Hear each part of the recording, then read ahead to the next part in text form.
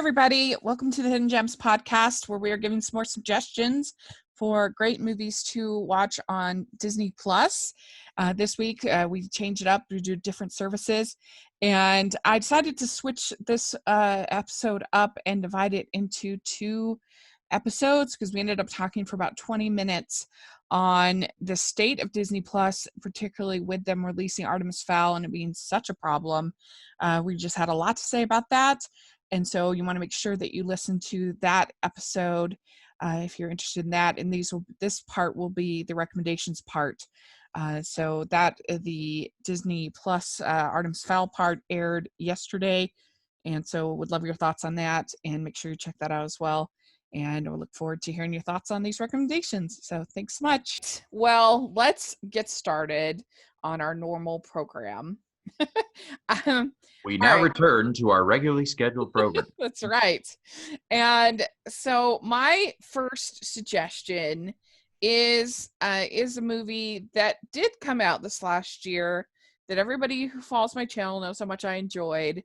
But I feel like it's still kind of underrated, is Timmy Failure, Mistakes Were Made.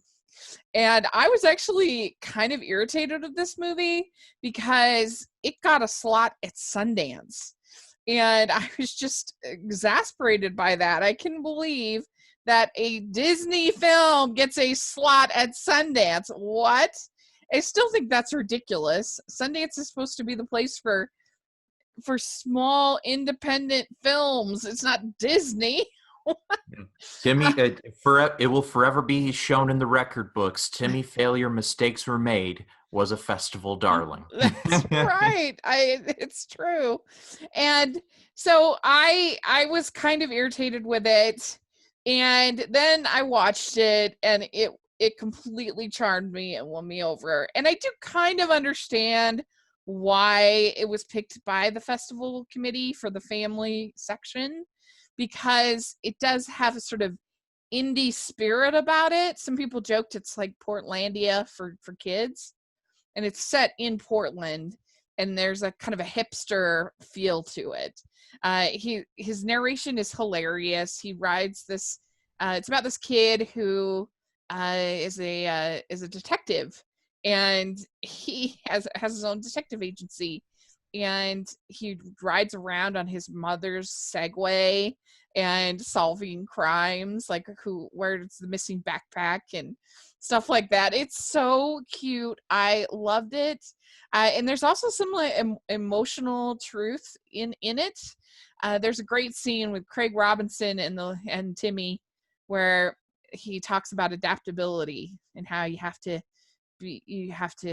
stand up for yourself, but you also have to be willing to adapt to new environments. And it was so sweet. And Wallace Shawn plays his teacher, and there's nobody that plays the cranky teacher better than Wallace Shawn. And I just loved little Timmy, and he has this 1,600-pound imaginary polar bear best friend, and which was really well done. It's obviously a CGI creation, but I bought it. So even though I was annoyed that it got a spot at Sundance, I still really enjoyed it. And I think that especially if you have kids, and especially if you have kids that feel a little out of place or a little like they don't fit in, or that are dealing with some kind of trauma, then this is the perfect film for them to watch and kind of find somebody they can relate to in Timmy. So I highly recommend it. It was really good. Yeah, anything with Wallace Shawn, I go out of my way to. I mean, missing a Wallace Shawn movie, that's inconceivable. Yeah, that's right. I had to include The Princess Bride in there. Sorry, not sorry. Yeah, and he was the cranky teacher in Clueless. So you will always have my heart as a great teacher. So I just really enjoyed it, and so hopefully you get a chance to see it. So what's your first choice? So my first choice is from 2010, and the reason I chose this one is because we actually just passed the real-life anniversary of one of the events that happened in this movie. The movie is called Secretariat.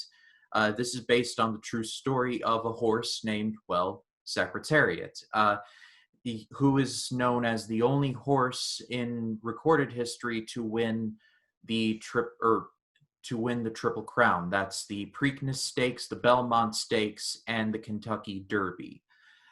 He did it in 1976, but he won the last of the Triple Crown in a record number of lengths. I think it was like in the 20s or 30s. It's escaping me at the minute, but it was a pretty significant distance, especially for a horse race. But the movie is not just about the horse. It's also about his owner, named Penny Tweedy, played by Diane Lane, who is good in pretty much anything she's in. She takes over the horse farm after her mother dies, and her father, played by Scott Glenn, suffers from dementia, which was rather sad because I like Scott Glenn and he's good in anything he's in. Secretariat is really good. It's one of the famous sports movies that we like to talk about on this channel. There's no bad ones. I am fully convinced of this. You've got Diane Lane, like I mentioned. John Malkovich is in there as the horse trainer, who dresses just so outrageously. In the words of the movie himself, he dresses like Superfly. So that just got a laugh out of me. And it's just, the movie just makes you feel really good. And it's like you go through so much, and then when that horse wins the first one, you're like, great, he won. But then you're like, can he win another? And then when he wins the final one, it's like, that was the coup de grace. It was like big, bigger, biggest. So yeah, Secretariat it's definitely really good and really relevant because we just passed the anniversary. Yeah, I like this movie. I struggle with it a little bit, if I'm honest, because how do I say this? And the thing I struggle with is that I feel like, yes, she should be able to be a working woman. I'm totally in support of that. But I also kind of feel like she sort of abandons her family. Like, it's one thing to be a working woman. It's another thing to be a working woman in another state. And I think that is my one struggle with the movie, that I feel like her family needs her, especially her daughter, really needs her, and she's not there for them. And that's my struggle with the movie a little bit. There's what Rachel's talking about is that there's a subplot in the movie where her oldest daughter basically goes through a hippie phase, Mm-hmm. if I remember correctly, and she's really not there for it. So yeah, I do understand where you're coming from, Rachel, and yeah, it definitely gets lost in the shuffle. That's my biggest problem with the movie. I still enjoy it, but Yeah. I upon like thinking about it, it's like, oh yeah, that her oldest daughter basically, becoming a hippie and joining like the hippie movement, like that was kind of ham-fisted. Like, all that stuff is like, it's fine to be for her to be, it's fine for her to be a woman who's investing in this horse. It's fine for her daughter to be, rebelling in this way and experiencing life. All this stuff is fine, but if you're going to be a family, you need to be together. You can't be in a whole nother state, like, unless you're in the army or something like that, I feel like. And you need to be with your family. And so if you're going to be raising this horse, and that's your career and that's your job, family needs to move to the horse. That, I don't know. That's just that was my only struggle with, like, is she a bad mother? Maybe she kind of is a bad mother. And I hate saying that, but that was my struggle with her character, of like, she's not there for her family. She needs to be there for her family. But nevertheless, it is I love sports movies, and so it has much inspiring moments.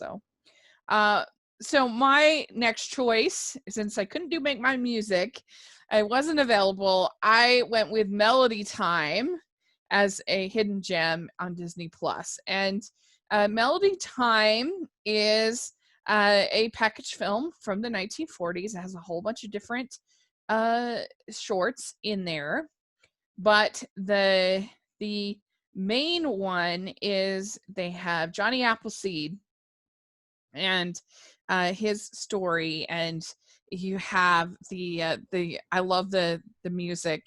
Obviously, it's Melody Time, but the Lord is good to me, so thank So I the thank the Lord Lord for for giving giving me me the yes. time I need, and an And an apple apple seed that she's been been good good to to me. me. It's such a good song. It's such a charming song, It and really is. and then there's and I love the animation is done kind of like Grandma Moses folk painting, and it looks just beautiful. And so I really love that. And then I also love Pecos Bill. Those are the two longer shorts. Both those are over 20 minutes, and so it's really fun. And so you should check it out if you have not seen Melody Time. Yeah, like from my solo I just did. I have heard of this movie and I have seen the Johnny Appleseed parts, but Yeah. other than that, I have not seen the rest of it. But I definitely will. I mean I definitely have seen the Johnny Appleseed part, but it was like the rest I have not seen. I promise I won't sing in every episode of the show from now on. But sometimes you just got to. You've got to sell the film. Uh, um, I had to field phone calls from Celine Dion saying that's that right. we need to get you on stage. Yeah, that's right. So what is your next choice? So my next choice is from the late 1960s, and this has been a personal favorite of mine for a very long time. It's called The Love Bug. This was the first of the Herbie movies, the lovable Volkswagen bug who has a life of his own. This was his first appearance, and out of all of the sequels, which just got even crazier and crazier from there, and with the last one having Lindsay Lohan in it, but I digress. The first one is the most normal. It focuses on a driver named Jim Douglas who is good at his job but has had a string of very rotten luck. So he finds Herbie and at first is like, it's a bit of a fixer-upper, but then realizes that the car has a life of its own. And so they start working together and they start winning races. But Herbie's former owner is a snooty car salesman played by David Tomlinson. And if you need a snooty actor, like you call David Tomlinson. Like he was the father in Bedknobs and Broomsticks, and he was also Mr. Banks in Mary Poppins. And I cannot speak how highly of his performance I think of him in that. Like he is wonderful in that movie, and he is like the perfect person to be the villain in here because he goes from, the upper class gentleman to just falling over himself slapstick style at every other minute. Is like, I am through being embarrassed, George. And it's like he's so committed to try and keep up an appearance that he's just so funny because he's falling over himself and his assistant. And it's just like, he's the type of villain that you want to lose, but he's also the type you love to hate as well. The final race of the movie is the best part, and there's a lot of good stuff in between, and there's some dark stuff in there too. David Tomlinson's character feeds Herbie Irish coffee. No, I am not kidding about that. And the car gets drunk, and so and after a series of events, Herbie attempts to commit suicide. Which, yeah, that was a thing. But minus that, it's fun for the whole family, which Yeah. that's an awkward note to leave off on. But Rachel, have you seen this? I think I did when I was little, but it's been many, many, many years since I've seen any of the Herbie films. So I think that would be fun to revisit them. Yeah, and like I said, the sequels get sillier from there, if you Yeah, can believe. yeah. Well, very good. Well, my next choice is also a live action Disney classic, I guess. It's Pollyanna, and it's based on the novel. And I feel like this movie kind of gets a bad rap as being, people will be like, oh, don't Pollyanna it, or whatever kind of thing. Like, and because you have it, what they mean by that is that like somebody that's blindly optimistic and doesn't ever look at the negatives at all, and so it's just like, oh, that's Pollyanna kind of. And because the idea is you have this girl Pollyanna who is an orphan, has faced all these horrible things, and the way that she has learned to survive is by trying to find the positive. And so she then teaches the town when she moves in with her aunt. She teaches the town about her philosophy on life.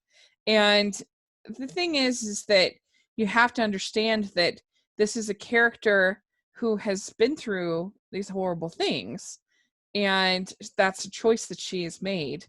So she knows about the darkness, and she's aware of it. And by the end of the movie, she breaks. I won't spoil it, but she breaks, and it's quite devastating. And I absolutely love Carl Malden in this movie. I think he is really great as this priest who or minister reverend. He's a reverend. I think he's a reverend who is preaching fire and brimstone and repentance and the beware the judgments of God and these kinds of things, and death comes unexpectedly. He's big talk to everybody, and he talks to Pollyanna, and he has this religious conversion where he realizes that what he's been doing has actually been like scaring people away from God, not teaching them of God's kindness and compassion and love, and teaching about who God really is. And he seeks their forgiveness in the end, and it's just beautiful. It's so well done, and it's got a great cast. You have Jane Wyman, who plays Aunt Polly. She's great. Haley Mills, of course, is Pollyanna. She's great. You have Agnes Moorehead playing Mrs. Snow, the crotchety old woman that's picking out coffins, picking out her coffin when she first meets Pollyanna. And she's lovely. And I love it. I think it's a great movie and important message, especially in times like this, that there is power in positivity and optimism, and that's something worth kind of fighting for. And so if someone were to ask me what's a faith-based film that I think what's a film about religion that's not like a faith-based film, this might be one that I would bring up, because I think it has those themes as well. Yeah, it sounds like a really, really good film from what you've been saying. Yeah. It's one of those movies that I was always like, Pollyanna, I knew about it, but I never really saw it. But now I'm definitely gonna look into it. Yeah. Like I said, I think it gets a bit of a bum rap of people who are like, just sort of dismiss it as a happy, naive kind of movie. Oh, Pollyanna. But I think there's more to it than that. So what's your next choice? So my next choice is a bit of a gray area, but I love this movie. I always have, and I don't really think there's a ton of people talking about it nowadays. It's called Sister Act. This is from 1992, and it's a musical, and it stars Whoopi Goldberg as a Vegas lounge singer who witnesses her boyfriend doing a gang style execution. So she has to run into witness protection, and she begins hiding out in a convent, and she becomes a nun.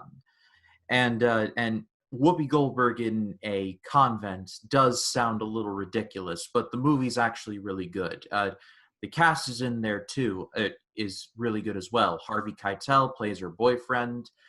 Maggie Smith is in there as Mother Superior, and I don't think you could have picked a better actress to play that role than in Sister Act. Uh, the one woman from Hocus Pocus, I can't Kathy remember and Jimmy. Yes, that one, Kathy Najimy. She's in there, and she's funny as well. And it's about Whoopi Goldberg's character teaching the church choir how to sing. And I have been a part of my church choir since I started high school, so that's about 8 or 9 years ago. So this movie has a lot of special meaning to me. It's got great songs. It's really, really funny. Uh, it's actually got a pretty good put down or two, because there's a scene where Whoopi Goldberg's character is given her room to where she's staying, and she's complaining and stuff, and she's like, before all this, I had money, I had clothing that fit. Before all of that, I was okay. And Mother Superior is like, oh, really? Well, you are a failing Vegas lounge singer, and your married lover wants you dead. If there is anyone kidding themselves around here, it's you. Yeah. God has sent you here. Take the hint. And she walks away, and Whoopi just opens up the little door flap and looks at her like, did she really just say God has sent me here? And then it's one of those things that I've always really enjoyed. But Sister Act, it's really good. Yeah, I actually just revisited this because there was a thing on Twitter about Sister Act 2 being at 7% on Rotten Tomatoes, and I was just like, what? And so I said, I'm gonna review it and add my score, because I'm pretty sure I liked that movie. And so I went and watched both of them, and I did like Sister Act 2. I thought it has its flaws, but overall I think it's actually a pretty entertaining film, and it tries something different. It doesn't just do the same thing. I mean, it's a school setting, and she's a teacher and kind of thing, and the music is so good in both movies, but I think maybe even better in Sister Act 2 as far as music, because of Lauryn Hill. And so I did just recently watch these, and I think the first one is probably funnier if you're just looking for a comedy, whereas the second one tries to kind of be a little more substantive, sort of about things. But yeah, I think it's a good choice. I think people should watch it. And I was proud that by the time that because it was kind of a bunch of us were going to be re-reviewing Sister Act 2. And by the time I put up my score, I raised it from a 14% to a 17%. So, so making a difference in this world, one review at a time. Not all heroes wear capes. That's right. All right. Well, my next choice is actually a television show, and it's called Elena of Avalor. And I did a whole video on my channel a couple of years ago about how I think Elena of Avalor is actually the best Disney princess. And it's a little bit unfair because she has multiple episodes of whole arcs, to kind of build her character, whereas the other princesses just have one movie. So it's a little unfair, but she's such a good character. They do a great job of developing her as a real leader, whereas none of the other princesses ever really get a chance to lead, aside from maybe Elsa a little bit. And I think that's really neat to see, and for young girls to see Elena lead her people, and the sort of the difficulties of ruling that you have, where you have to help people with conflict. You have to, she's got this villainous woman who's after her and trying to stop her, and of course she's got that, but there's also love, there's friendships, there's a lot of different things, elements that she's juggling, and I thought it was just really well done. It's been about a year since I have followed the show because I just ran out of time. But I really thought it was well done. I think the music is very good. Amy Carrero is the vocals for Elena, and she does such a good job with both the singing and the vocal work. And I think that it does cultural appropriation really well. It's obviously a mystical land of Avalor, but it's borrowing from Mexican and Latin American kind of culture, and I think it does that well. And they have episodes on Day of the Dead, and just things like that. And it's just a really high quality, well done show. I think a lot of people look at it because it's a branch off of Sophia, the first. I think it's just for little kids. When I think it actually has an older demographic, it can be entertaining to older. It's older than Sophia's demographic, at least. And I don't know, it's just very well done, and I think people should give it a shot. Yeah, I had never heard of this until you sent me your list, and I started looking them up, and I was like, this looks like the same animation style as Sophia the First. And then Yeah. you were saying that this is basically like similar to it. And I'm like, okay, that makes sense. She's a spin-off character of Sophia, and so that's why.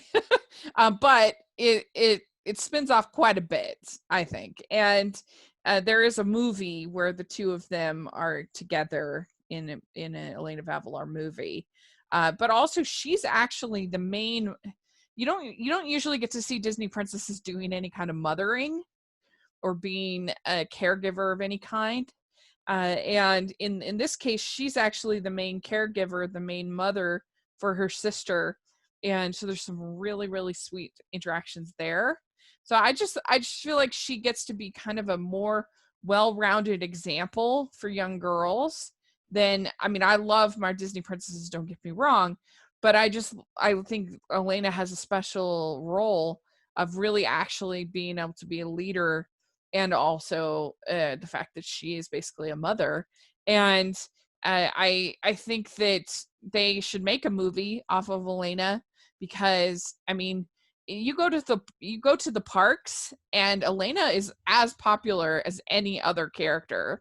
And she has a whole designated meet and greet in Disney World just for Elena. And in the princess, there's a princess meet and greet, and she has a whole section just for her. And so she's really popular, and I think that a movie from her would do very well, and it would be a really nice thing for for Latinos, little girls to have an Elena movie. And anyway, I just really like her, and I like her character, and I think they did a good job. So Yeah, hashtag Elena movie. yeah, that's right. So what's your next pick? So my next pick is from 2008, and a very long time ago, I recommended the Chronicles of Narnia: The Lion, the Witch, and the Wardrobe, and I said that I would be recommending the sequel one day. Well, that day has come, and I'm recommending the Chronicles of Narnia: Prince Caspian. This movie has always been at a bit of a handicap because I believe every living child in America has at least heard of the Chronicles of Narnia: The Lion, the Witch, and the Wardrobe, and I think that it's an unwritten law that they had to read the book and then watch the movie. Either that or To Kill a Mockingbird, or sometimes both. That happened to me. But Prince Caspian was the movie that everyone was like, there's a sequel to that book? And I'm like, yeah, there's like 7 sequels to The Lion, the Witch, and the Wardrobe, and even prequels. But that'll take me on a tangent that would be way too long for this podcast, so I will digress.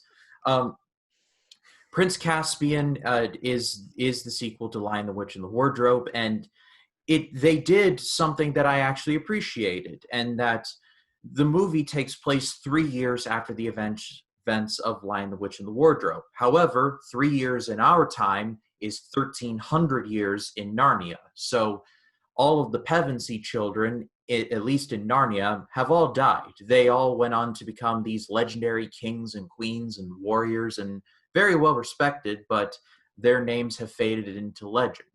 So and when they come back, they have to assist the Telemarine prince named, well, Caspian, because he is currently infighting with his uncle who wants the throne for himself. I will not go so far as to say that Prince Caspian is a better movie than Lion, the Witch, and the Wardrobe, but I will say that there are some scenes that are just as good, if not better. One of my favorite scenes in the movie is when Prince Caspian is trying to find something to defeat his uncle, and this old hag wizard brings him into this cave, and that cave just so happens to contain the spirit of the White Witch from the first movie, who was eaten by Aslan. Yes, that actually happened. And he comes this close to letting her go, and it's one of those scenes where it's like it's near the knuckle for Disney, but it's super effective as well. And Prince Caspian as a movie as a whole is definitely underrated, and I will say this now just to call my shot. One of these episodes I will definitely be recommending Voyage of the Dawn Treader, which is also really good as well. Yeah, I don't know why people didn't respond very well to this movie. I I enjoyed it, and it has been a while since I've seen it, but I remember really enjoying it. And I forget who the lead guy is playing Prince Caspian. Remember thinking that he was very dreamy. Let me let me look him up really quick Yeah, because I forget his name. Ben Barnes. Oh, there you Yeah. go. Yeah. So it's got that going for it. I mean, come on. What do you want? Yeah, But the thing about the Narnia movies is that after those movies ended, the kids really didn't go on to do all that much. yeah, I don't know why. Which is sad because, at least for Daniel Radcliffe after Harry Potter, he's still doing things, but Right. with the Narnia kids, it's like they faded off into obscurity. Like the last IMDb credit that I found for the actor who played the younger brother, and I'm blanking on his name at the minute. Peter. Yes, thank you. Peter, his last credit was for his voice in the Prince Caspian video game. After that, nothing. Interesting. Or Edmund's the younger one. Peter's the older one. But yeah, Yes, you're right. that's yeah, I know. It's interesting how that works sometimes. But yeah, no, I agree. I enjoyed the film, and I think it's definitely worth a shot. All right. Well, my last suggestion is called The Finest Hours. And this is a movie that got decent reviews. I think it's like 65 something like percent on Rotten Tomatoes. So it wasn't like It's great. far better than 60%. Yeah, but I'd say it's so just the spectacle alone I think is worth a watch. And it's about the true story of this there's this ship that is caught in a storm and ends up tearing basically in two, and there's all of these soldiers on the ship that need to be rescued. And so Chris Pine's character sets out on this lifeboat to rescue. So you get half the movie is Casey Affleck on the ship trying to save the men, and half the movie is Chris Pine's character on the lifeboat trying to go save the men. So it's pretty harrowing, pretty well done, and it's an amazing true story. Yeah, and I had the privilege of seeing this in theaters with my family, which all three of us going to a movie at the same time is rare. It's normally me and my mom or me and my dad, but all three of us is like once in a blue moon. So my mom is interested in it when she wants to go with me and my dad, and we don't have to like talk her into it.